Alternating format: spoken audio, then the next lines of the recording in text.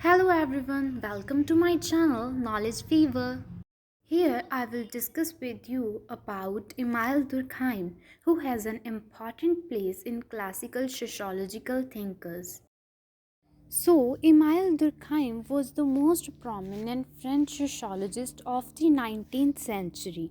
He was an erudite scholar, an effective writer, deep thinker, and a strict disciplinarian.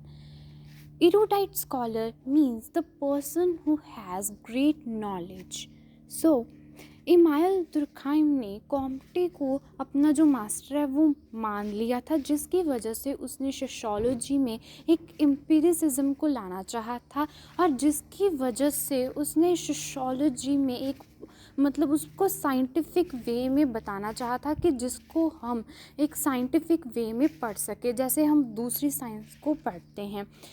जो sociology में उसका main reason था, जो उसके मेन वर्क्स थे, उसमें भी उसने साइंटिफिक वे से हर प्रॉब्लम या कोई भी चीज़ को साइंटिफिक वे में ऑब्ज़र्व करके लॉजिक देकर उसे बताया था, जैसे कि उसके मेन वर्क्स थे सुसाइड एंड रिलीजन को।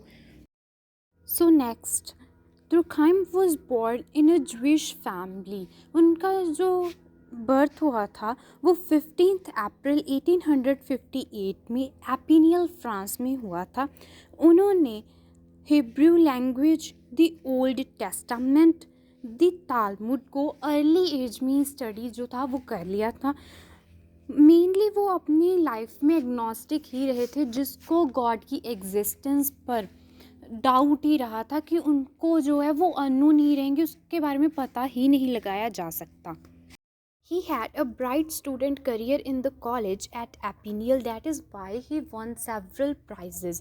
But he was not happy because he had to study conventional subjects in the school and college those days, in which scientific methods were not applied. Although he's studied and graduated from the famous college of Paris, that is École Normale, जहाँ से उन्होंने अपनी graduation को complete किया था। Between 1882 to 1807 उन्होंने philosophy को पढ़ाया था प्रोविंशियल स्कूल्स और उसके जो सराउंडिंग एरियाज़ थे पेरिस में, वहाँ पर उन्होंने फ़िलासफ़ी को पढ़ाया था in between 1882 to 1887। His love for education took him to Germany. Mainly जैसे उनका इंटरेस्ट एरिया था कि कोई भी सब्जेक्ट को एक साइंटिफिक वे में जो स्टडी करना, जिसके बारे में उनको पता चला था कि साइंटिफिक साइकोलॉजी को पायनियर किया गया था विलियम वंदित के द्वारा। विलियम वंदित ने साइकोलॉजी को एक साइंटिफिक वे में एक्सपोज किया था, जिसकी वजह से वो जर्मनी गए थे। After his return from Germany उन्होंने बहुत सारे आर्टिकल्स को पब्लिश किया, जिसमें उन्होंने अपने एक्सपीरियंस को बताया कि वहाँ पे मेरा एक्सपीरियंस कैसे रहा था, और जिसकी वजह से उन्हें एक prominent place department of philosophy में दी गई थी। कहाँ? यूनिवर्सिटी ऑफ बॉर्डियक्स इन 1887। अगर आपसे यूनिवर्सिटी का नेम और ईयर पूछा जाए तो वो है यूनिवर्सिटी ऑफ बॉर्डियक्स इन 1887। जैसे कि उन्होंने जर्मनी से आने के बाद उन्होंने बहुत सारे आर्टिकल्स थे पब्लिश किए थे, जिसमें उन्होंने अपना एक्सपीरियंस था वो शेयर किया था, और जिसकी वजह से उन्हें डिपार्टमेंट ऑफ फ़िलासफ़ी में एक प्रोमिनेंट प्लेस थी वो दी गई थी, और जिसके बाद उनके करियर में एक जो सक्सेस सीरीज़ थी वो स्टार्ट हो गई थी। इन 1893 में उन्होंने एक फ्रेंच डॉक्टोरल थीसिस पब्लिश जो थी वो की थी। उसका नेम था the division of labour in society. In 1893 से उनके जो मेन वर्क्स थे वो स्टार्ट हुए थे, और फर्स्ट थी the division of labour in society, जिसके बाद उन्होंने फिर बहुत सारे जो मेन वर्क्स थे दिए गए थे। इन 1885 में the rules of sociological method, in 1885 में कौन सी थी? The rules of sociological method. And third one is 1897 में सुसाइड, 1897 में सुसाइड।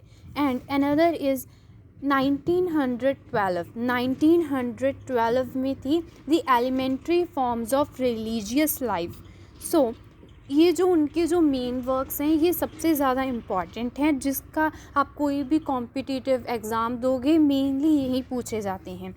और इन 1906 में उन्हें एक प्रोफेसर टाइटल दिया गया था, professor of science of education, but that was changed in 1913 to professor of the science of education and sociology.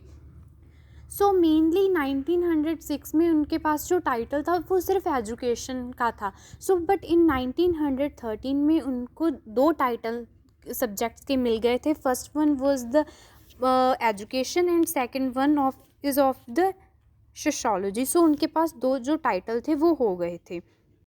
So main works के साथ साथ वो एक्टिवली कंसर्न भी रहे थे फ्रेंच पॉलिटिक्स में अपनी throughout his life. He was also respected as a political liberalist. Mainly उन्हें सोसाइटी में पॉलिटिकल लिबरलिस्ट से भी रिस्पेक्ट किया जाता था। जैसे कि हमने पढ़ा है कि उनको मेनली वो अनहैप्पी थे अपनी स्कूल और कॉलेज डेज में, because he had to study those conventional subjects in which scientific methods were not applied. So एक तो था कि उन्हें साइंटिफिक मेथड से पढ़ना था, और सेकेंडली उनका जो इंटरेस्ट था वो मॉरल एजुकेशन में भी था, जिसकी वजह से उन्होंने सोसाइटी में वैल्यूज़ और मॉरल प्रिंसिपल्स को डिस्कवर करना चाहा, जिसकी वजह से वो फ्रेंच एजुकेशन को गाइड कर सकते हैं। Firstly, he was unhappy because of the conventional subjects which were taught at school and college. But during his last days, he was unhappy because of the moral degeneration of the French society, which brought him great disappointment. Due to this, he died in 1917. अब जभी भी आपसे की death पूछी जाए कि कब हुई थी तो उसका ईयर है 1917। उनकी तरफ से एक जर्नल है वो स्टार्ट किया गया था एनी सोशियोलॉजी की, जो कि still continues to serve as one of the leading journals of the sociological thought. Despite Durkheim is no more, but his works as functionalism, sociology of education, sociology of law, sociology of religion, started by him, are still alive. जिसको भी जब भी हम sociology as a optional subject पढ़ते हैं या आप उसको मेन एरिया लेके पढ़ते हैं, तभी भी आपको ये जो मेन वर्क्स हैं उसके बारे में आप सोशियोलॉजी में बिल्कुल रीड करोगे। In the end main works of Durkheim. First, the division of labor in society in 1893.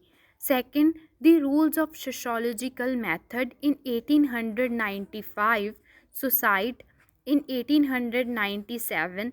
In 1912, the elementary forms of religious life. That was his main works. I hope you guys like my video. So please do not forget to like, share, comment and subscribe my channel.